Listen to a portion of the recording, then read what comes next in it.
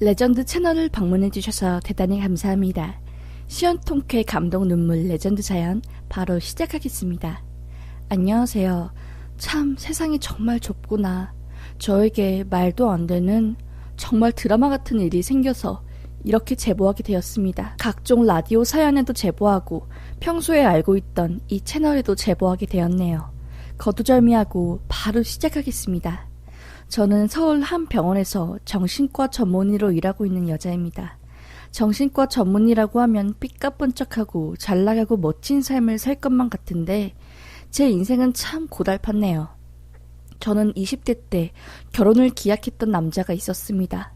6년을 만났었고 결혼 이야기가 나와서 자연스럽게 양가 부모님께 인사도 드리고 상견례도 마치고 식도 올렸지요. 신혼여행도 갔다 오고 세상에서 제일 행복한 사람인 것처럼 하루하루가 참 좋았습니다. 제가 신랑이 주머니에서 립스틱을 찾기 전까지는요. 결혼한 지 3달도 안 되었을 때 남편이 술에 잔뜩 취해 새벽 3시쯤 들어온 일이 있었습니다. 전화도 안 받길래 저는 잠도 안 자고 남편을 기다렸지요. 거의 몸도 못 가누고 어디 길거리에서 토를 했는지 바지에는 토사물이 묻어있고 정말 화가 났습니다. 그런데 토사물 냄새보다 더한 거는 어디서 뿌리는지 모를 매우 진한 향수 냄새가 진동을 하는 거였습니다. 남편이 쓰러지면서 바지 주머니에 립스틱이 나왔고요. 그때 저는 눈치챘습니다. 아, 이 사람 외도하는구나 하고요. 제 인생 끝나는 줄 알았습니다. 결혼한 지 3개월도 안 되어서 6년 사귄 내 전부라고 생각했던 남자가 날 두고 외도라니. 바로 남편 핸드폰을 꺼내서 뒤지기 시작했습니다. 남편 핸드폰 비밀번호는 진작에 알고 있었고요. 잠깐 사진첩에서 사진 고를 때 비밀번호를 알려준 적이 있었거든요. 비밀번호를 열어서 핸드폰 메시지함을 보니까 군대 동기들이랑 업소를 갔다 왔더라고요. 아예 그 군대 동기들이 업소 가기 위해 뭉친 것처럼 온통 메시지 내용들은 업소 여자였습니다.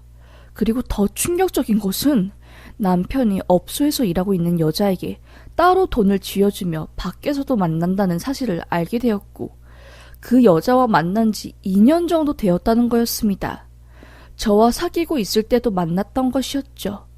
제 앞에서는 저밖에 모르는 척, 순수한 척하는 사람이 뒤에서는 업소 다니고 업소에 다니는 여자한테 첫눈에 반해서 지 월급 꼬라박으며 만나고 그 업소 여자로 추정되는 사람과 함께 나눈 대화가 가관이었습니다.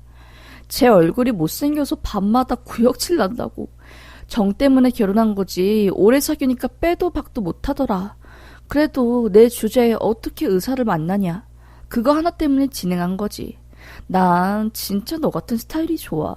마르고 머리 길고 너 나랑 쭉 계속 만나자. 이렇게 지내자. 아, 집에 가면 머슴 같은 마누라 만족시켜줘야 해서 힘들어. 난 너보고 힘들간다? 뭐 대충 이런 내용이었습니다. 저 그냥 짐 바리바리 싸서 남편 핸드폰 들고 친정집으로 향했네요.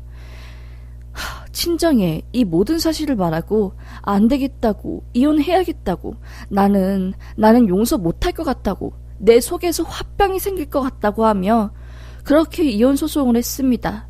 남편은 실수라고 제발 한 번만 용서해달라고 절 붙잡았지만 한 번 정 떨어진 마음이 쉽게 돌려지나요?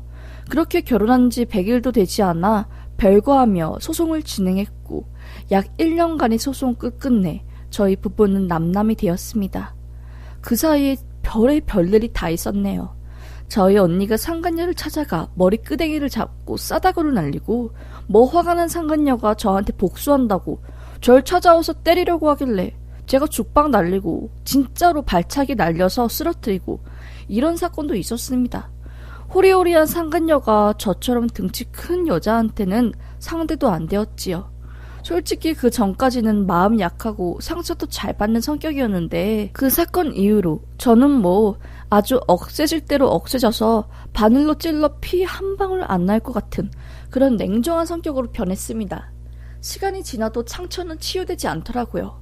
제 마음이 무거운데 환자들을 치료해야 하니 하루하루가 지옥 같았습니다. 내 정신도 온전하지 않은데 누가 누굴 치료해주지? 내가 환자인데? 하는 인지 부조화가 일어났고 저는 3년 정도 병원 일을 쉬고 상담치료와 내담자로서 정신과 치료를 받으며 푹 쉰 뒤 다시 로컬 병원으로 복귀했습니다. 기독교인 제가 너무 힘들어서 점집에 가 점도 보고 일이 안 풀리니 개명까지 하고 거의 밤 미쳐서 별짓 다 했네요. 이름에 마가 끼었다고 하면서 이름을 바꾸라는 말에 50만 원이나 주고 이름을 받아 개명까지 하고 그렇게 저는 3년간 병원 치료를 받으며 마음을 돌본 후 다시 로컬 병원에 들어가 페이닥터로 일했습니다. 처음엔 시간이 지나도 똑같이 힘들고 아프길래 평생 이렇게 살아야 하나 싶었는데 5년, 10년이 흐르고 다양한 사람들을 만나며 취미생활도 하고 환자들의 이야기를 들으니 제 이야기는 아무것도 아닌 것처럼 어느 순간 느껴지더라고요. 인생이 고요하기만 하면 무슨 재미가 있나 이런 생각까지 들었습니다. 제가 전공하고 있는 과가 정신과이고 일 특성상 정말 세상에 별의별 이야기가 다 있으니 그런 사연들을 다 듣고 있으면 통달하게 된다고 할까요?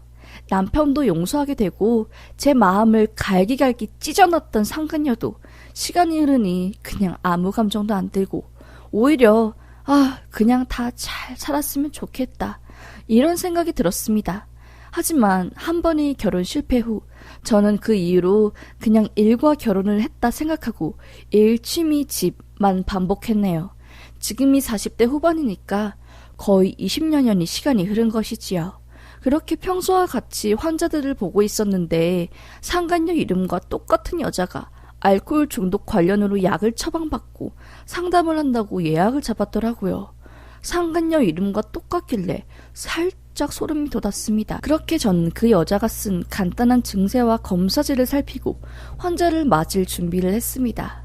아직도 기억나는데 월요일 오전 11시에 첫 예약을 했던 그 여자가 상담을 받으러 제 방문을 열고 들어온 순간 저는 완전 굳어버렸네요. 이름만 똑같은 게 아니라 얼굴까지 똑같았습니다. 20여 년 전 내 인생을 박살내버린 그 상간녀였습니다. 그 사이에 얼굴을 얼마나 많이 건드렸는지 코도 많이 망가져 있고 눈 위에 너무나 선명하게 쌍꺼풀 자국과 얼굴에 보톡스를 너무 많이 맞아서 나이에 맞지 않게 거의 얼굴살이 흘러내릴 정도더라고요. 그래도 예전 얼굴이 남아있어서 저는 바로 상간녀임을 알아챘습니다. 하지만 상간녀는 저를 못 알아보더라고요. 알코올 중독과 당뇨 증상 때문에 이미 이가 누렇게 변해있고 잇몸이 거의 주저앉은 상태였습니다. 그리고 이전 병원에서 진단받은 알코올성 건망증후군, 손해변성증, 치매 등등 증상 때문에 절 못 알아보는 건 당연했지요. 상간녀는 심하게, 아주 심각하게 망가져 있는 상태였습니다. 우울증과 공황장애 증상까지 있는 상태였고요. 만감이 교차하더라고요. 처음에는 상간녀가 어떤 말도 하기를 싫어하고 그냥 약만 지어달라고 하길래 그렇게 약만 지어주고 보냈습니다. 계속 이 환자를 받아야 하나 말아야 하나 망설여졌지요. 그렇게 고민을 하고 있을 때 상간녀와 일주일에 한 번씩 상담을 하게 되고 그 사이에 라포, 환자와 의사와의 신뢰관계가 생겼는지 그동안 삶에 대해 하나씩 꺼내주더라고요. 본인 엄마가 본인 어릴 때부터 본인을 학대해서 중학교 때 집을 나와 몸을 대주며 일을 했다. 몇몇 손님들 중에 날 좋아하는 손님들이 있었고 그 손님들한테 사랑을 받을 때마다 내 존재 가치를 느끼고 살아있는 기분을 느꼈다. 대부분 유부남이었고 정말 해서는 안 되지만 유부남인 걸 알면서도 계속 만나며 그냥 질투심 때문에 여러 가정을 내가 망쳤다. 일부 남자들 주머니에 립스틱, 파우더, 업소명이 적힌 라이터 등등을 넣어놨고 정말 별의별 일이 다 있었다. 20대 초중반까지는 큰돈도 만지며 모든 남자가 내 손 아귀에 있는 것 마냥 살았는데 30대 되니까 누구 하나 날 찾는 사람도 없고 룸에서 노래방으로 계속 내려가다 보니 어느새 술이 없으면 잠에 못 드는 지경까지 왔다. 지금 너무너무 미안하다. 나 때문에 가정 파탄나고 이혼하고 상처받은 사람들 때문에 내가 이 지경까지 온 것 같다며 펑펑 울더라고요. 저도 참 이상한 게 화가 나는 게 아니라 그 이야기를 들으니까 덩달아 눈물이 나오려고 하더라고요. 이 여자가 내 인생을 망쳤던 상간녀인데 나는 왜 이 여자에게 연민을 느끼고 있지? 하는 복잡한 생각과 함께 참 인생 기구하다 싶었습니다. 인간이 삶에서 어린 시절보다 더 강렬하면서 연약한 시절은 존재하지 않고 그때 받은 상처가 어른이 되어서 얼마나 큰 영향을 끼치는지 의사로서 잘 알고 있었기에 저 여자 탓만은 아니구나 싶었습니다. 어린 시절 가족에게서 무조건적인 지원과 사랑을 받지 못한 채로 자란 아이들은 자아 존중감 발전을 제대로 하지 못하고 성인이 되어 안 좋은 방향으로 속여있던 분노, 불안함, 공허함 등을 표출하거든요. 상간녀는 그걸 남의 가정을 깨뜨리면서 본인이 공허함과 분노 그리고 애정 결핍을 충족시키는 것 같았습니다. 펑펑 울며 본인 이야기를 들어줘서 고맙다고 선생님 때문에 그래도 조금씩 버티는 것 같다고 말하며 제 손을 꽉 붙잡는 상간녀를 보며 전 아무 말도 할 수 없었습니다. 그냥 이렇게 말했습니다. 잘못한 걸 인지하는 것부터 시작이라고. 당신 때문에 상처받은 사람들의 상처를 당신이 감히 헤아릴 수는 없지만 평생 사죄하고 속죄하며 살되 삶의 끈을 놓지 않고 최선을 다해 사는 것이 유일한 방법이라고 말했습니다. 그리고 차마 당신 때문에 나도 상처받았다고, 나도 참 많이 힘들었다고 라는 말은 꺼내지 못했네요. 세월이 많이 흐르고 저도 나이를 먹어서 그런지 참 많이 약해졌나 봅니다. 정신 못 차리고 이 남자 저 남자 만나며 아직도 그 짓거리를 하고 있었다면 저는 온갖 방법을 동원해서 복수를 했겠지요. 그런데 본인이 잘못을 깨우치고 고통에 몸부림치다가 회피하는 방법으로 술을 선택해 몸이 망가진 그녀를 보니 아무 말도 할 수 없었습니다. 당뇨에 각종 알코올 합병증에 이도 다 상해서 제대로 발음도 안 되는 그녀를 보니 벌을 받긴 받았구나 싶더라고요. 저는 그냥 상간녀를 용서하기로 마음을 먹었습니다. 이미 수년 전 용서를 했다고 생각했지만 다시 한번 용서를 하려고 합니다. 용서를 하는 게 결국 상간녀를 위한 게 아니라 저를 위한 거였더라고요. 그래서 상간녀를 용서하고 환자 대 의사로서 해야 할 명분을 하려고 합니다. 그냥 상간녀가 알코올 중독에 빠져나와 평범한 삶을 살기를 기원하며 최선을 다해 치료해 주려고요.